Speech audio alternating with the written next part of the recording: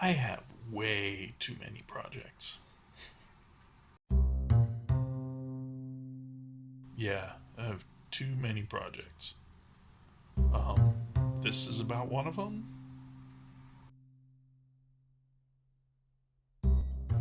These are little thumbnail sketches out of a sketchbook from 25 years ago of ideas for GnOme gauge cars. And yeah, so it's not like it's a new idea. Originally, I did start building some of these based on N gauge mechanisms back in the day. Um, then I had a snafu and burned up the CAN motor that was powering my loco.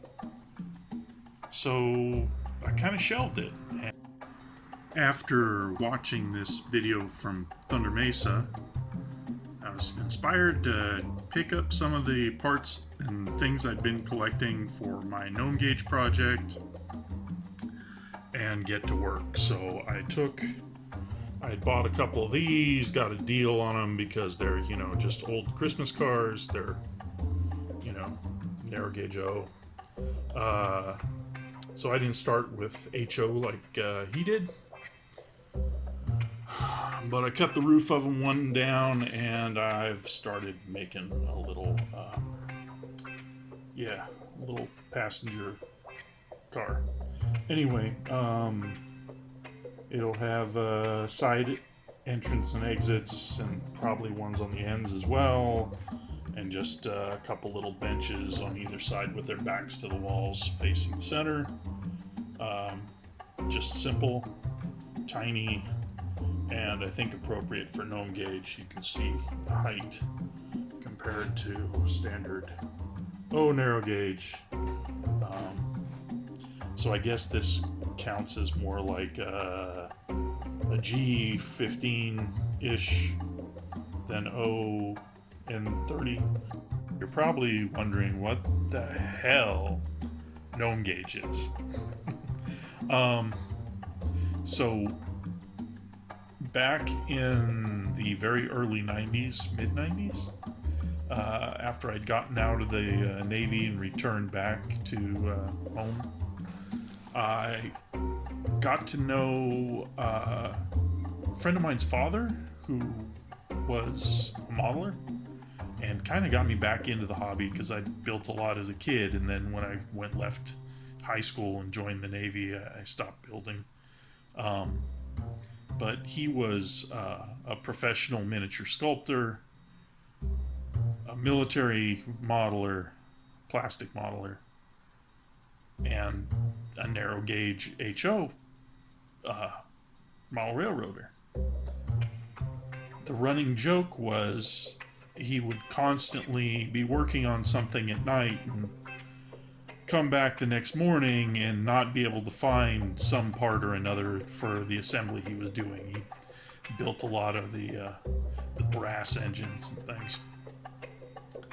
And the joke was always that the gnomes had taken it, and one day we were going to dig up the backyard and find an entire railroad layout buried underneath his backyard. So that was the impetus for GNOME gauge.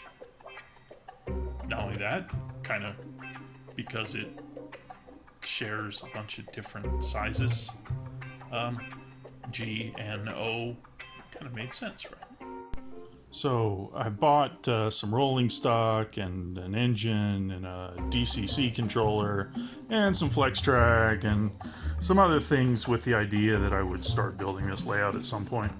The other thing I've been kind of collecting are, figures and things and, stuff to build landscaping and bushes. And I've got all kinds of little minions to sit around in my little gnome fairy city and take it. And I've got, if you're in Fae and you got to have haunted trees, right? You can't just, you got to fight for your lumber, right? So I've been working on things like that over time. The interesting thing about Fae stories also is that scale isn't such an issue because all the legends about fairies seem to point to the fact that they can kind of change size depending on their glamour, right? So they can appear in multiple different sizes. So we can run figures of all different scales and types, and we can have tents, and we can have little spiders and top hats in the forest, or maybe he's in town. So by the time I'm done, I hope this will be a pretty interesting layout. I hope that wasn't too boring for everybody. Anyway, I hope you find some interest here. If you don't, that's fine. If you have some suggestions on things I could do to make it easier on myself, or products you think I could make use of, let me know in the comments, or message me directly. All right. Until next time.